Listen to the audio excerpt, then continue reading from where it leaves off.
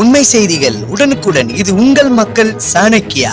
இணைந்திருங்கள் புதிய பொலிவுடன். இது உங்கள் மக்கள் சாணக்கியா, தமிழ் மக்களின் உரிமை குரல். விபத்துக்களை குறைப்பதற்காகவும் போக்குவரத்தை சீராக நடத்துவதற்காகவும் பல்வேறு நடவடிக்கைகளை கோவை மாநகர காவல்துறை எடுத்து வருகின்றது. அதன் ஒரு பகுதியாக சாலை விதிகளை மீறி பயணிக்கக்கூடியவர்களுடைய பட்டியல்களை எடுத்து அவர்கள் மீது அவ்வப்போது விதிமீறல்களுக்கான வழக்கு பதிவு செய்யப்பட்டு வருகின்றது.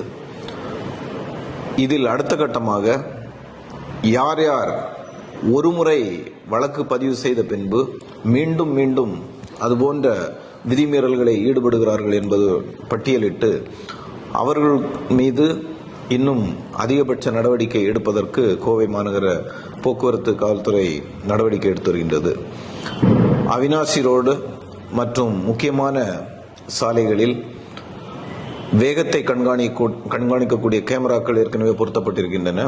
இந்த வேகத்தை கண்காணிக்கக்கூடிய கேமராக்கள் ஒரு குறிப்பிட்ட வேகத்திற்கு அதிகமாக செல்லக்கூடிய வாகனங்களுடைய எண், அதனுடைய முழு போட்டோ, வீடியோ, ரெஜிஸ்ட்ரேஷன் நம்பர் எல்லாத்தையுமே ரெக்கார்ட் பண்ணி கண்ட்ரோல் ரூமுக்கு தொடர்ந்து அனுப்பப்பட்டு வருகின்றது.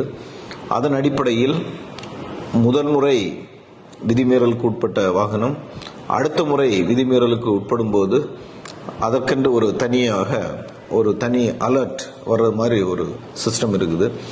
ஸோ அதன் அடிப்படையில் அந்த மாதிரியான வாகனங்களை கண்டறிந்து அவர்கள் மீது அதிகபட்ச நடவடிக்கை எடுக்க காவல்துறை உத்தேசித்துள்ளது.